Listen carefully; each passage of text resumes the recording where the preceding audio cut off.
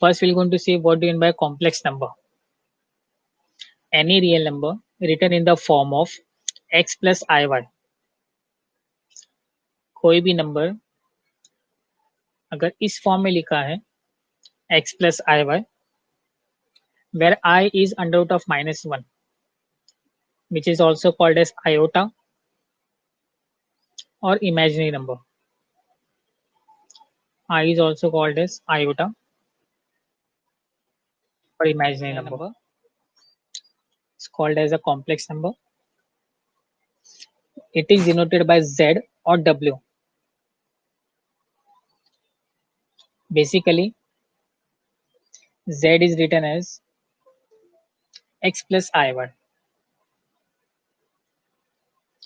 where x is called as real part of z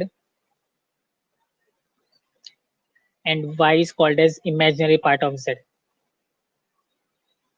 So x is your real part and y is your imaginary part.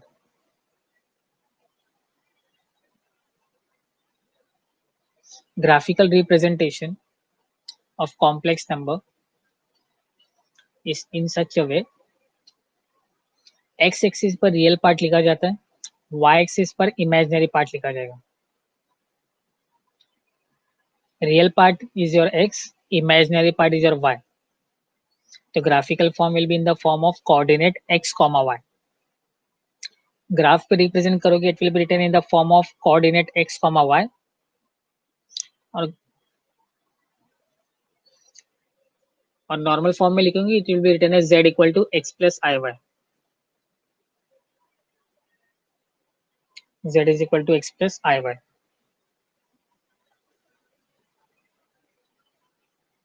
So next part is the definition of a complex function. अभी हमने देखा what do you mean by complex number. Now we're going to see what do you mean by complex function. जब function के लिए obviously हमें एक function define करना पड़ेगा. So let f be any function from c to c, where c denotes a complex number. Function is denoted as w equal to f of z. W equal to f of z is my complex function, where w is from a codomain and z is from a domain. Right side का जो c है उसको हम बोलेंगे codomain. ये हो जाएगा codomain और ये वाला c हो जाएगा मेरा डोमेन. सो w क्या है, आउटपुट है. It will be from codomain and z is my input. It will be from domain.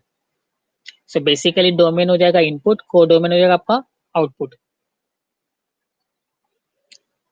और domain codomain both are same, that is a complex number. अगर इसका हम डेमोन्स्ट्रेशन देखते हैं, फंक्शन क्या करता है, डोमेन के एलिमेंट्स को उठा करके कोडोमेन में वो शिफ्ट करता है. सब शिफ्टिंग जब होगा तो रियल नंबर के पास शिफ्ट होगा, इमेजिनरी के पास शिफ्ट होगा. तो जेड प्लेन में रियल नंबर क्या होता है, एक्स. तो रियल नंबर जाएगा डब्ल्यू प्लेन में यू के पास. डब्ल्यू प्लेन में यू जो रहेगा that will be your real part of W plane. y is a imaginary part in z plane. It will be transferred to v, that is a imaginary part of w plane. इसका मतलब है जब real transfer होगा तो उसको hold करने के लिए रियल नंबर होना चाहिए. जब इमेजिनरी ट्रांसफर होगा तो उसको होल्ड करने के लिए इमेजिनरी नंबर होना चाहिए इन codomain. So here z plane is my domain and w is plane is my codomain. So from domain, every real number or imaginary transfer, there must be at least one real or imaginary in codomain. So आगे बढ़ते हैं. If w is equal to f of z, always remember z will be written as x plus iy. In future example जो भी हम solve करेंगे, जहां कहीं भी आपको z दिखेगा वहां पे आपको पुट करना होगा x plus iy. Obviously x is a real number, y is a imaginary number. जब ट्रांसफर होगा means we're going to apply the function, we're going to get the example in terms of u and v. u क्या करेगा, z के real number को hold करेगा, v क्या करेगा, z के इमेजिनरी पार्ट को होल्ड करेगा. एक कन्वर्जन हमें ध्यान रखना है. I is my under root of -1, so I square will be -1. If I is your under root of -1, तो हम क्या करेंगे, दोनों तरफ स्क्वायर कर देंगे. तो ये पार्ट हो जाएगा मेरा I square equal to -1. Then I square में both the side will going to multiply by I. This will become I cube equal to minus I. And then I4 is equal to 1. Again ऊपर वाले term को आपको क्या करना है, I से multiply करना है. So you're going to get I equal to I raised to 4 equal to 1. Now consider a simple function W equal to Z square. तो Z की वैल्यू क्या हमारे पास, x plus IY. So x plus IY the whole square. So using the formula of A plus B the whole square. So what we're going to get, A plus B the whole square, A square plus 2AB plus B square. तो उसके according जब हम formula open करेंगे,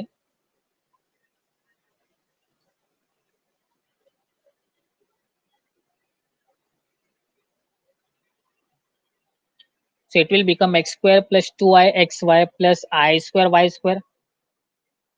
But I square की value क्या है, -1. So it will become x square plus 2ixy minus y square. सब क्या करेंगे, हम रियल पार्ट को हम कलेक्ट करेंगे. रियल पार्ट क्या है, एक्स स्क्वायर. यहाँ पे रियल पार्ट हो गया मेरा एक्स स्क्वायर और यहाँ पे रियल पार्ट हो गया मेरा Y square minus Y square. तो X square minus Y square को हमने कलेक्ट कर लिया. तो बचा क्या हमारा पार्ट, जो आई के साथ रहेगा it will be your imaginary. तो आई को बाहर ले लिया गया. Inside remain 2xy.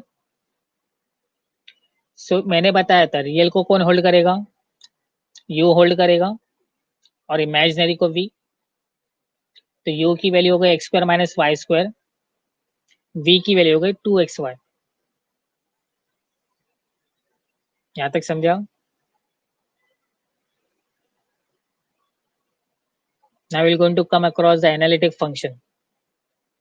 जब भी फंक्शन की बात होगी तो फंक्शन के डिफरेंशिएशन और इंटीग्रेशन की बात होगी. जब हम नंबर्स की बात करते हैं तो इसको ऐड, सब्ट्रैक्ट, डिवीजन और मल्टीप्लाई करने की बात करते हैं. तो वैसे जब भी फंक्शन की बात होगी डेरिवेटिव और इंटीग्रेशन की बात उसमें आना ही है. Now it's analytic function. Analytic function is also called as regular function और होलोमॉर्फिक फंक्शन. एनालिटिक फंक्शन होता क्या है, a function which is differentiable at each point of domain. Domain में each point पे अगर वो differentiable है then it is said to be an analytic function. each point पे differentiable होना चाहिए, जिसको हम बोल सकते हैं continuously differentiable. अगर differentiate होगा then only it is said to be a analytic function. यहाँ पे मेन पार्ट है that is my single valued function. Single valued function का मतलब होता है for every value in domain there is unique value in a range. मतलब domain से को डोमेन में जब वैल्यू ट्रांसफर होगी then it will be a unique value. Multiple values नहीं होगी कि ए बी सी के पास जा रहा है, बी बी सी के पास जा रहा है, तो मल्टीपल वैल्यूज नहीं होगा. It will be a single value. So note single value, that is जो डेफिनेशन अभी बताया आपको, for each point in domain has a unique value in range. Differentiability के लिए कंडीशन क्या है, necessary and sufficient condition for analytic functions.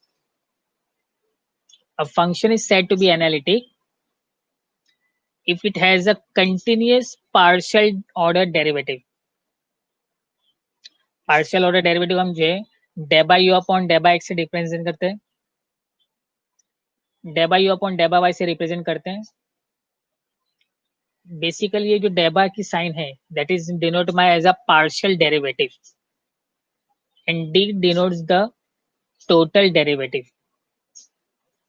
Day by denote the partial derivative and d denote the total derivative.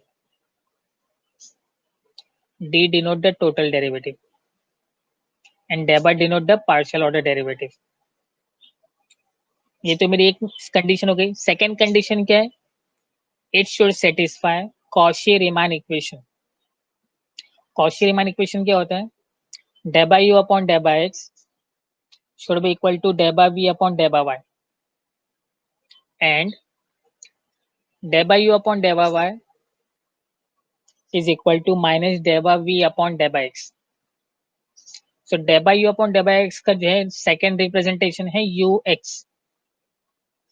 जैसे derivative को हम लिखते हैं d bye dx, इसको हम y डैश भी लिखते हैं, वैसे ही D by U upon day by X को ux भी लिखा जाता है. Similarly D by v upon day by y is nothing but v suffix y. Day by U upon day by y को हम लिखेंगे uy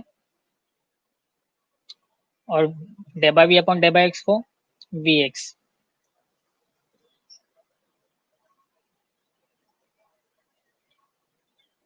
So it is also called as Cauchy-Riemann equation.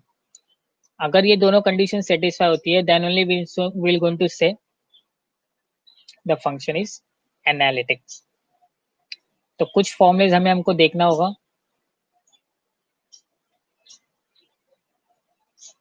That is sin a plus or minus b, sin a cos b plus minus cos a sin b.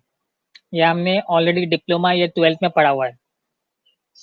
cos a plus b is a cos a cos b minus sin a sin b.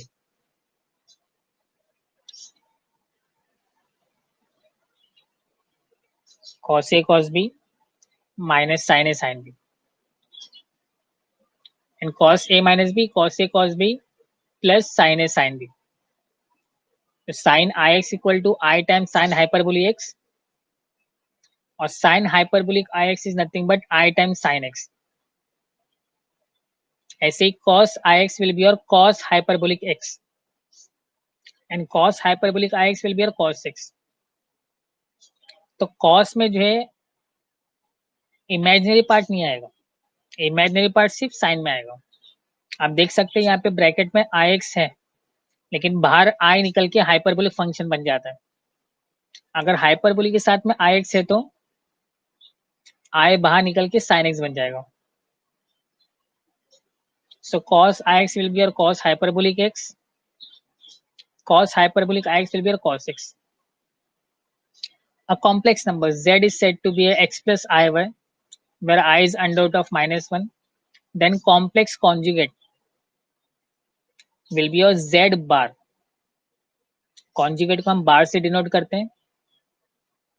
इसमें क्या होता है, conjugate में changes क्या होता है, सिर्फ imaginary part का साइन चेंज कर देना है. यहाँ पे इमेजिनरी पार्ट का साइन क्या है प्लस, जेड बार में क्या आ जाएगा minus. Modulus of Z is nothing but under root of X square plus Y square. Modulus of Z is also called as distance. Modulus of z is also called as distance. Theta is called as a amplitude. Theta is called as a amplitude. जिसको हम लिखेंगे tan inverse of y upon x. And also mod z squared is nothing but z into z bar. Mod z square is nothing but z into z bar. Clear है यहाँ तक? तो हम अपने example की ओर आते हैं फिर. Examples on an analytic function.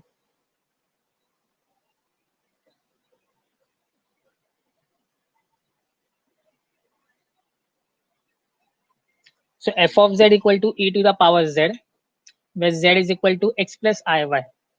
मैंने कहा था जहां कहीं भी z आएगा वहां पे हम क्या पुट करेंगे, x प्लस आई वाई. तो e raise to x into e raise to I Y. अब e raise to I Y it will be solved using Euler's function.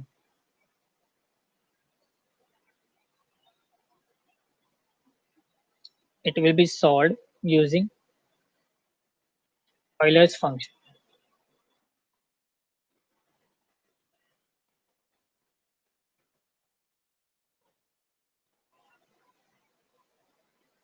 So e raised to I theta will be your cos theta plus I sin theta.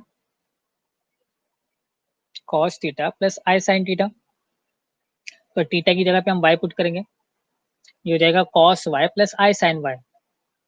e raise to x को inside bracket multiply कर दो, e raise to x cos y plus I e raise to x sin y. तो जो real part है